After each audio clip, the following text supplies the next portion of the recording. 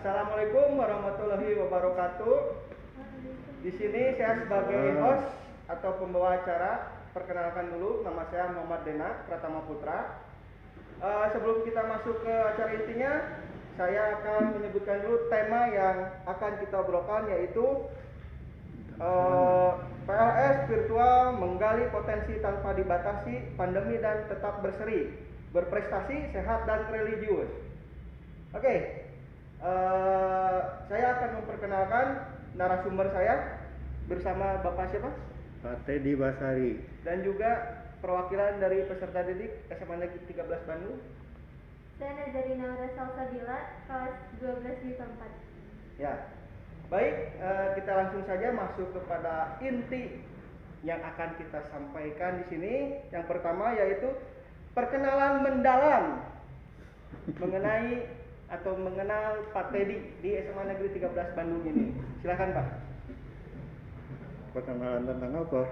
Tentang diri Bapak saja. Supaya lebih mengenal anak-anak kelas 10 nih yang baru masuk nih. Kan, oh siapa ini? Bapak siapa ini? Saya nggak kenal. Nah sekarang Bapak ya khusus yang selama di 13 saja ya. Jadi saya mengajar sebetulnya sejak tahun 1984. Tapi mendapat tugas di SMA 13 itu mulai tahun 1990.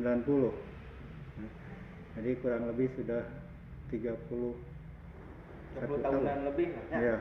30 tahunan sudah lumayan. Ya alhamdulillah. Ya diberi tugas utama adalah sebagai guru bahasa Inggris. Ya itu tugas utama saya. Dan juga Bapak dipercaya sebagai Wakasek. Ya, itu sebagai tugas tambahan saya. Alhamdulillah sudah beberapa kali periode itu selalu menjadi Wakasek sarana prasarana. Itu saja. Mungkin saya pertegas ya di sini Bapak Teddy sebagai guru bahasa Inggris dan juga menjabat sebagai wakil sarana prasarana. Yeah. Nah, lalu pertanyaan kedua Pak, mengenai sekolah nih, apa sih yang dinamakan sekolah ramah anak itu Pak? Atau disingkat SRA? Mungkin Bapak sedikit mengetahui dan bisa membagikan apa sih itu pengertiannya? Seperti itu. Ya, sekolah ramah anak ya berkaitan dengan sarana prasarana. Ya tentu saja kami memfasilitasi supaya anak itu senang belajar, merasa aman selama ada di lingkungan SMA Negeri 13. Karena itu kami membuat program sekolah ramah anak ini bagaimana supaya anak bisa senang, nyaman ya, selama belajar di SMA Negeri 13 ini. Contohnya seperti apa Pak? Dari sarana prasarananya gitu? Ya, mulai dari akses ya kita perhitungkan bagaimana aksesnya, bagaimana bila ada sesuatu yang darurat sehingga kita membuat akses itu bukan hanya satu exit saja, tapi ada beberapa alternatif. Kemudian gedung-gedung pun kita bangun ya diusahakan memang mudah yang tahan gempa, itu salah satunya. Kemudian ya ruangan-ruangan juga bagaimana kalau ada kebakaran misalnya itu harus disiapkan peralatan-peralatan seperti extinguisher atau alat pemadam kebakaran, yaitu diantaranya. Dan tempat-tempat lain yang sehingga anak mudah untuk merasa aman dan nyaman selama di SMA 13, misalnya dengan kita membuat program Adiwiyata, kita membuat taman-taman, kita membuat misalnya tempat untuk anak bisa bergaul ya di satu tempat yang disebut greenhouse. Ya nanti mungkin kita akan perkenalkan ruangan-ruangan tersebut. Itu diantaranya. Jadi untuk secara teknis, secara umumnya itu sudah sudah siaplah ya untuk ditempati Insya gitu. Allah. Nah, berhubung dengan pandemi ini Pak, kan kita itu virtual nih. Ya. Nah, apakah di SMA 13 ini sudah sesuai jika nanti ada PTM atau masih ada yang kurang-kurangnya gitu? Ya, memang untuk PTM itu kita sudah mempersiapkan, sebetulnya ada beberapa yang sudah kita siapkan dan akan kita siapkan dan akan dilaksanakan, tapi kondisi sekarang ini ya PTM ditangguhkan sehingga kita pun memprioritaskan untuk kegiatan-kegiatan lain, ya terutama dalam menghadapi PJJ. Ya, untuk PJJ sebetulnya dari pihak sekolah itu mengharapkan adanya minimal studio untuk pembelajaran, ya, sehingga para guru bisa mengajar seolah-olah disaksikan oleh anak di kelas, ya, dengan studio itu, sehingga akan mempermudah komunikasi selama pembelajaran antara siswa dan guru. Hanya sekali lagi untuk ke sana itu kita selama pandemi ini ada kekurangan pemasukan, ya, terutama masalah anggaran, dan anggaran yang sudah ada pun yaitu dari BOS dan dari BOPD itu tidak terlalu bisa mengarah ke sana, ya, sehingga itu perlu sekali bantuan-bantuan terutama dari pihak komite untuk pengadaan studio itu. Minimal kita bisa membuat studio itu 4, ya, sehingga pembelajaran bisa yang komunikatif itu bisa terlaksana. Jadi sekali lagi ini masalah anggaran yang menjadi halangan. Ya, kita mungkin hanya mampu yang sederhana saja. Insya Allah kita akan membuat satu studio, tapi bukan bentuk studio, tapi peralatannya minimal ya bisa Menunjang, anak benar. itu bisa menunjang untuk pembelajaran. Jadi mungkin saya ambil kesimpulan, jadi masalah intinya itu ada di anggarannya Pak. Iya. Pembiayaan untuk pembangunannya mungkin ya, dari pemerintah atau BOPD ataupun dari komite ya Pak, Iya. seperti itu. Nah, mungkin kita lanjut ke pertanyaan berikutnya Pak, mengenai program-program nih. Program apa saja sih yang sudah terlaksana di khususnya Wakasek sarana prasarana ini di sekolah kita tercinta SMA Negeri 13 Bandung? Ya, program kami sebetulnya dari sarana prasarana itu sudah termuat dalam R3, ya.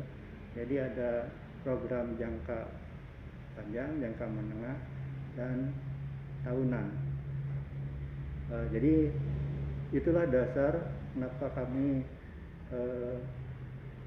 kami sebagai Wakasek bidang sarana prasarana itu mengacunya ke situ. Ya, walaupun kadang-kadang ada perubahan-perubahan disesuaikan dengan peruntukan anggaran dari BOS maupun BOPD. Ini yang agak kesulitan, ya, sebab biasanya dari dana masyarakat itu sangat menunjang sekali untuk capaian rencana jangka menengah atau jangka panjang itu. Jadi sekali lagi program itu didasarkan pada RK, rencana jangka panjang dan rencana jangka menengah, dan kemudian kita buat menjadi rencana tahunan. Itu program. Jadi mungkin programnya itu yang tadi yang di R3 itu ya Pak? Iya. Itu. Ada program jangka panjang, menengah, dan tahunan, Iya. dan tahunan ya. Tapi contoh Ada juga penyesuaian ya, disesuaikan dengan kebutuhan, ya. Seperti ya dengan adanya pandemi ini, ya, kita kan di RKT itu tidak karena sebelum adanya pandemi itu membuat itu ya misalnya tidak menganggarkan untuk membeli kebutuhan yang berkaitan dengan prokes, tapi seiring waktu kemudian kita pun memerlukan untuk prokes itu, sehingga ada pengadaan misalnya face shield ya, yang dulu tidak kita anggarkan, kemudian masker untuk para siswa sejumlah kurang lebih 1.000 siswa yang kita siapkan untuk PTM nanti ya. Jadi itu kadang-kadang di tengah jalan ada perubahan ya, disesuaikan dengan kondisi. Jadi disesuaikan dengan kondisi ya Pak. Iya. Jadi mungkin program yang sudah jalan itu yaitu program membeli prokes itu ya Pak. Iya. Face shield buat anak dan juga yang lainnya. Dan mungkin untuk kelasnya nih Pak, untuk saat ini tuh ada berapa kelas sih Pak? Kelas sebetulnya kita sudah memiliki 32 kelas, laboratorium sudah 6, 4 MIPA, 1 lab bahasa, 1 lab komputer. Nah itu kelas. Yang masih kita harus pikirkan adalah jumlah toilet untuk siswi, itu masih dirasa masih kurang. Yang sekarang sebetulnya sudah cukup, tapi belum memenuhi apa yang disyaratkan dalam peraturan menteri tentang sarana prasarana. Baik. Jadi mungkin itu ya program yang sudah dilaksanakan yang juga nyata mungkinnya ada di dalam lokasi kesiswaan. Mungkin sebelum ke pertanyaan lain kita tarik napas dulu Pak untuk supaya tidak tegang. Ya pasti napasnya aku. Baik, kita lanjutkan ke pertanyaan berikutnya, yaitu mengenai kegiatan Pak, kegiatan Wakasek sarana prasarana untuk saat ini itu apa sih yang nyatanya? Seperti misalkan kegiatan membangun nih, ya, gunanya itu untuk apa? Rehab ya seperti ruangan ini ya yang baru. Ya. Yang baru belum 1 tahun kita sudah menyelesaikan misalnya lobby ya, lobby ini yang sekarang kita pakai, kemudian untuk ruangan bendahara itu di sebelahnya, nanti kemudian di sebelahnya lagi yang pas itu masuk Ya. itu untuk guru piket dan satpam. Juga di sebelahnya itu khusus untuk ruang komite. Jadi ruang komite di sebelah sana. Ya, kemudian kita juga sudah merehab ruangan di bawah masjid, sehingga akses itu kita punya ruang sirkulasi yang bisa juga digunakan untuk kegiatan-kegiatan terutama kalau berkaitan dengan guru olahraga yang memerlukan ruangan tertutup apabila sedang hujan, maka bisa di ruangan yang disebut ruang sirkulasi. Ruang sirkulasi itu juga sebagai penghubung antara ruangan yang ini dengan greenhouse.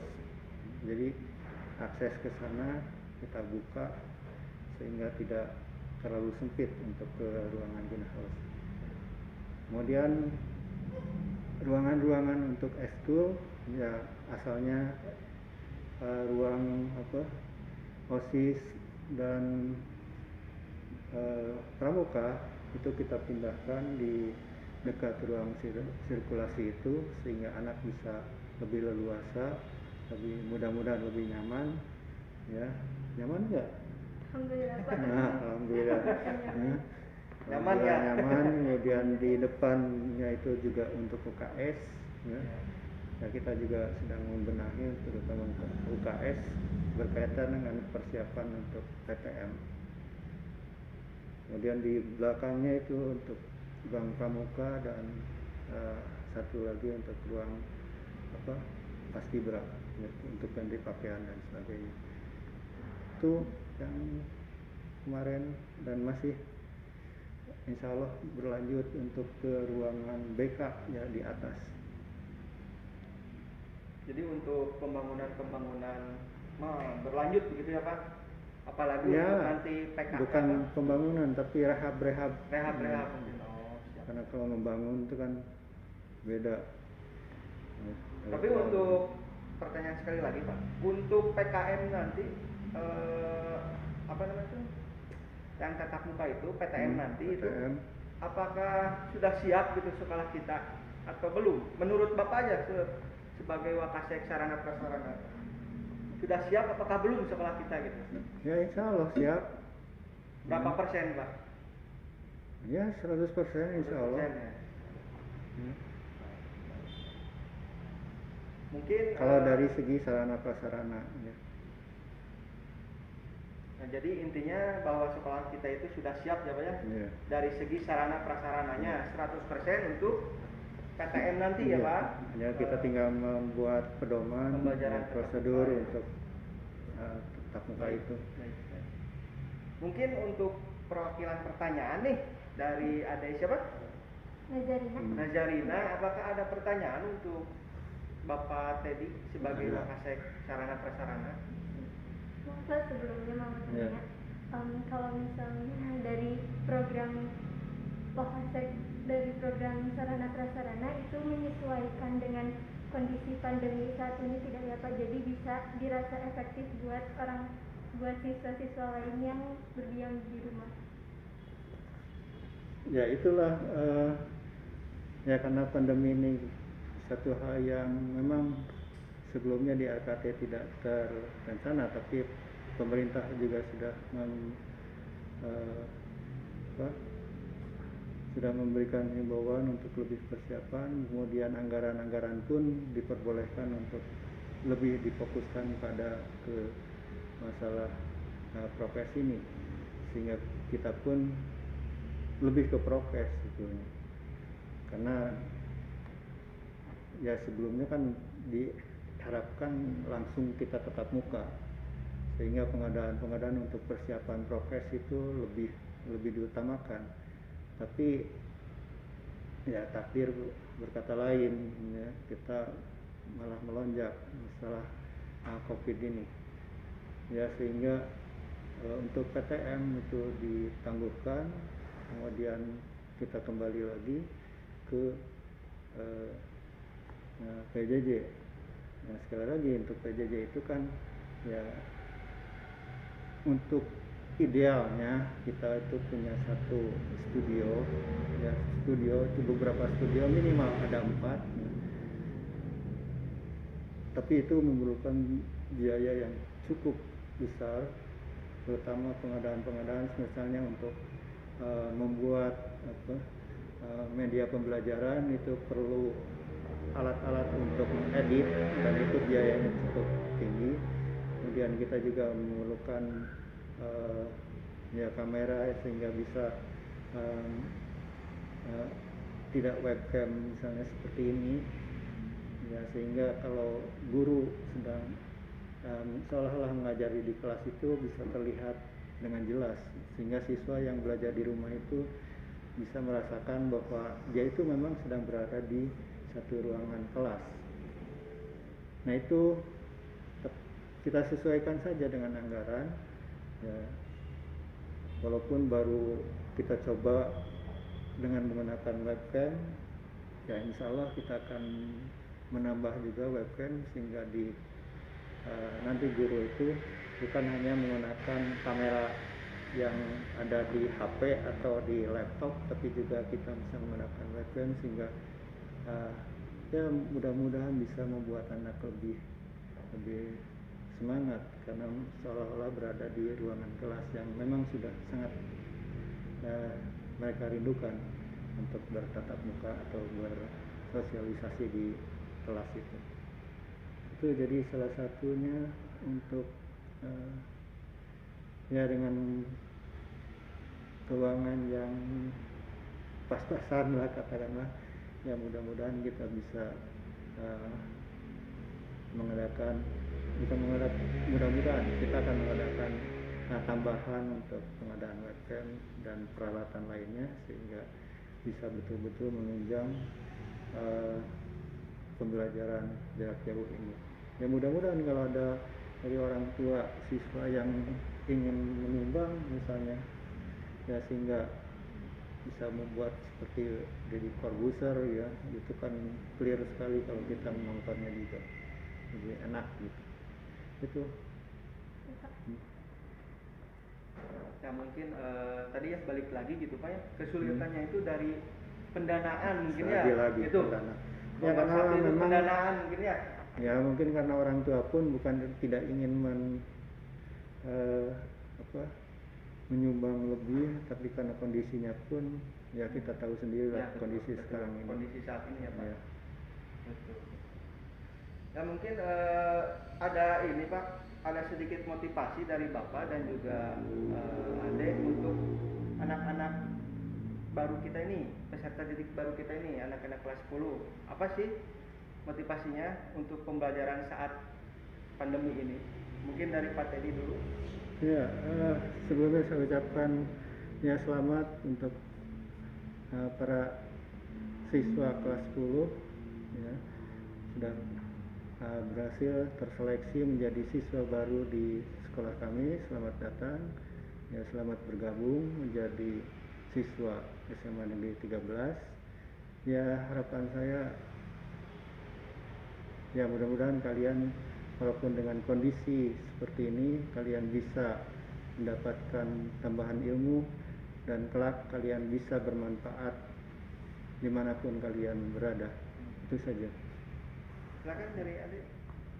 Buat dari saya mau mengucapkan selamat juga buat adik-adik semua yang telah masuk ke SMA Negeri 13, dan saya juga mau memberikan semangat buat kalian semua karena perjalanan masih panjang, masih ada 3 tahun ke depan.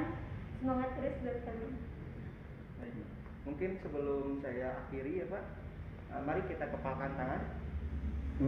Kita kepalkan 5 tangan. 5 ya. Kita kepalkan tangan dan kita salam sehat, salam berseri. Siap? 1, 2, 3. Salam sehat, salam berseri. Wassalamualaikum warahmatullahi wabarakatuh. Assalamualaikum warahmatullahi wabarakatuh. Selamat datang untuk peserta didik baru di SMA Negeri 13 Bandung. Di sini saya akan memperkenalkan lingkungan SMA Negeri 13 Bandung secara virtual. Yuk, kita jalan-jalan virtual.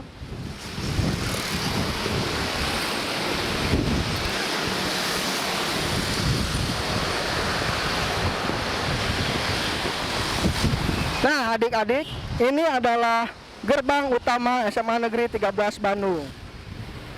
Sebelum kita menuju lobi SMA Negeri 13 Bandung yang baru, mari kita melihat koperasi SMA Negeri 13 Bandung. Sebelum ke koperasi, kita ini sedang melewati tempat parkir, di mana di sini tempat parkir untuk guru maupun juga tamu. Dan juga di sini ada lobi utama yang sekarang menjadi tempat pertemuan SMA Negeri 13 Bandung.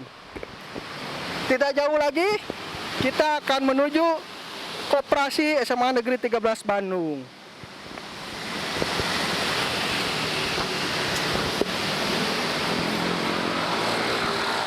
Nah, setelah dari koperasi, mari, pasti kalian penasaran bagaimana ruangan dan juga bangunan SMA Negeri 13 Bandung ini. Tapi sebelum itu, jangan lupa patuhi prokes dari pemerintah, yang dimana kita wajib memakai masker, mencuci tangan, menjaga jarak, menghindar dari kontak atau berkerumun. Nah, sebelum masuk kita diwajibkan mengecek suhu, dan dimana di sini dijaga oleh 2 orang satpam. Dan di sini ada ruang isolasi. Nah, dari ruang isolasi ini atau dari ruang lobi, kita menuju tempat parkir guru SMA Negeri 13 Bandung. Nah, cukup luas kan tempat parkirnya? Nah, dari tempat parkir kita berjalan melewati lapang, dan di sini terdapat toilet siswa dan siswi SMA Negeri 13 Bandung dan juga toilet tamu. Dan di sebelah toilet tamu ada ruang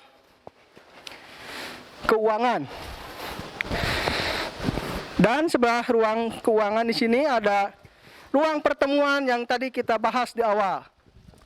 Tempat pertemuan ini ditujukan untuk berbagai macam pertemuan resmi maupun non-resmi. Dan di sini adalah piala-piala yang kita raih dari prestasi-prestasi di SMA Negeri 13 Bandung.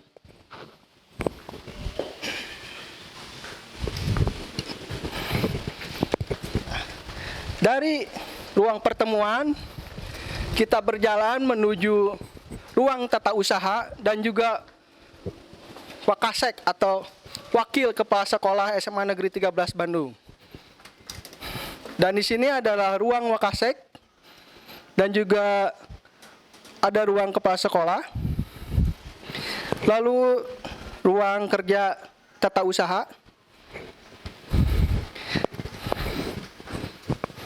Dan juga di sebelah ruang tata usaha ada ruang administrasi dan juga keuangan SMA Negeri 13 Bandung. Di mana nanti untuk permasalahan administrasi dan keuangan bisa menuju ruangan ini. Lalu di sebelahnya terdapat lab komputer untuk kalian belajar digital. Di sini kita mampu menampung kurang lebihnya 20 orang siswa lebih dan dijaga oleh satu operator. Lalu tidak jauh dari itu ada ruangan ATK.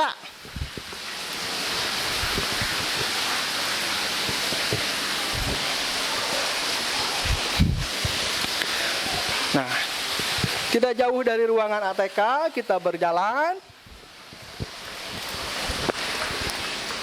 melewati ruang administrasi dan juga belok ke sebelah kanan menuju ruang guru. Nah, ini dia ruang guru SMA Negeri 13 Bandung. Di mana di dalam ruang guru SMA Negeri 13 Bandung ini terdapat sebuah piala-piala yang sangat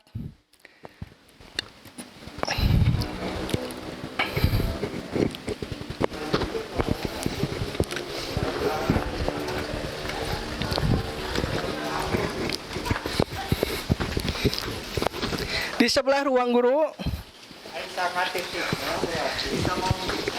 Di sebelah ruang guru terdapat toilet siswa SMA Negeri 13 Bandung. Yang dimana di depannya itu terdapat sebuah kolam. Lalu di depan ada ruang pertemuan untuk siswa melakukan hal-hal kegiatan di SMA Negeri 13 Bandung. Dan di sebelahnya ada ruang OSIS dan juga ruang UKS. Di mana di sini terdapat kegiatan OSIS dan juga ruang UKS untuk siswa, siswi maupun guru yang sakit.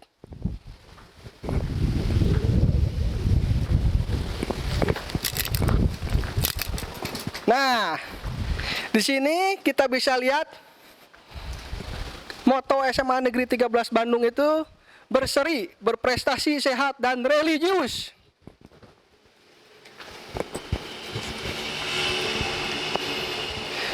Kita maju. Nah, di sini terdapat kelas-kelas di mana jika kalian nanti bertatap muka, terdapat kelas-kelas di SMA Negeri 13 Bandung. Dan di sebelah kelas ini ada ruang perpustakaan dan juga lab fisika. Yang di mana ruang perpustakaan juga sering dipakai untuk kegiatan anak-anak di SMA Negeri 13 Bandung. Dan ini ruang lab fisika. Lanjut, kita melewati lorong-lorong ruang kelas yang dimana terdapat kolam.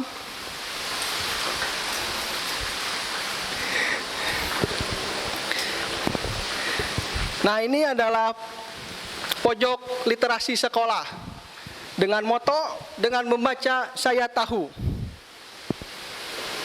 Dan juga terdapat toilet siswa putri.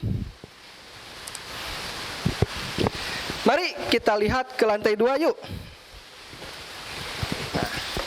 Di depan kita disambut oleh toilet siswa putra. Khusus untuk yang kelasnya di atas, di lantai 2. Jadi kalian tidak akan pusing untuk ke bawah bila mana kalian kebelet untuk ke air.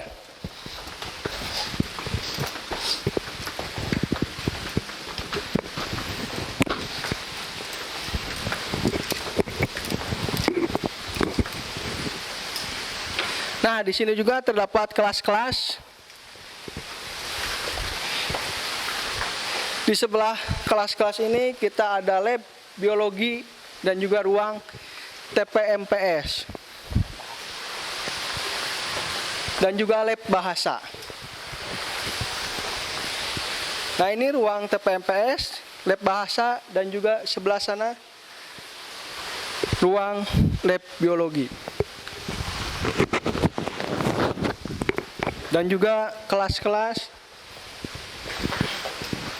dari ruang lab bahasa, biologi, dan TPMPS kita menuju Masjid SMA Negeri 13 Bandung.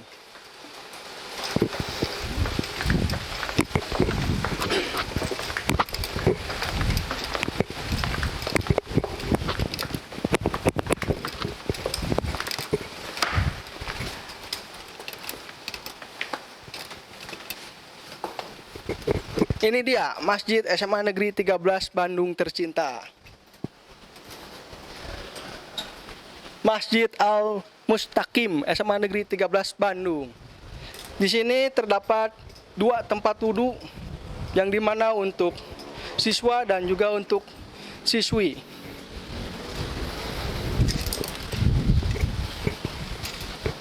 Nah, ini dia tempat wudhunya. Mari kita masuk ke dalam masjidnya.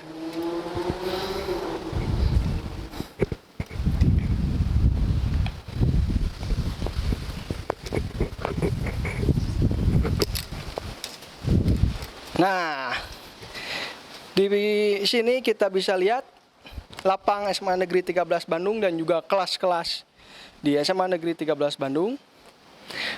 Dari sini saya pamit, undur diri. Mohon maaf bila ada kesalahan-kesalahan kata. Wassalamualaikum warahmatullahi wabarakatuh.